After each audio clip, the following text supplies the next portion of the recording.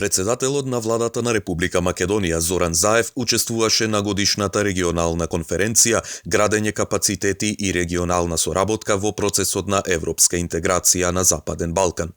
Во своето обраќање, премиерот Заев истакна дека Република Македонија поттикнува партнерство помеѓу Вишеградската група и Западен Балкан со цел да ги градиме капацитетите на целиот регион.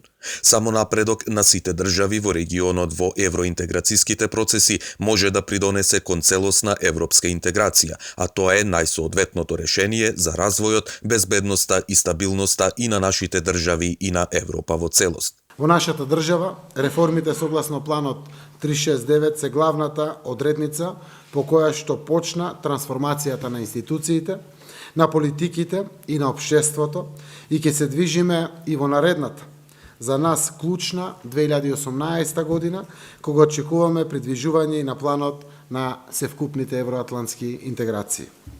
Клучните области согласно планот 369 се реформи во судството, реформи во разузнавачките служби, јавната администрација, медиумите и граѓанското општество, како и зајакнување на собранието и на независните регулаторни тела. Ова се областите што ги лоциравме како најгорливи, но најзначајни уште во текот на политичката криза и преговорите од пржина. Премиерот Заев за наредните месеци до крајот на јануари најави уште поинтензивна реформска агенда која што ќе го исполни планот 369 во најголем дел. Тоа се крупни чекори во реформата на судството, демократски модел за разузнавачките служби и чекори кон стручна и ефикасна јавна администрација. И доколку се исполни нашиот дел од работата и се покажат резултати, со право ќе очекуваме признание од европските партнери. Со огромно внимание ги чекаме стратегијата за проширување на Европската Унија, извештајот на Европската комисија за Македонија, како и самитот на Европската Унија за Западен Балкан за време на бугарското председателство.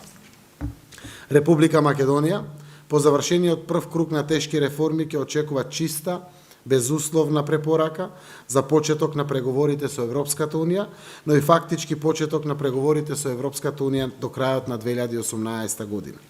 За таа цел работиме и на подобрување на односите со соседите.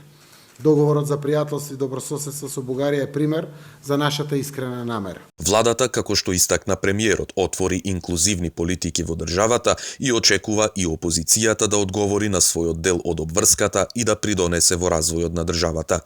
На конференцијата присуствуваа министри за надворешни работи, представници на министерствата, како и амбасадори на Унгарија, Чешка, Полска, Словачка, Црна Гора, Србија, Босна и Херцеговина, Косово и на Македонија.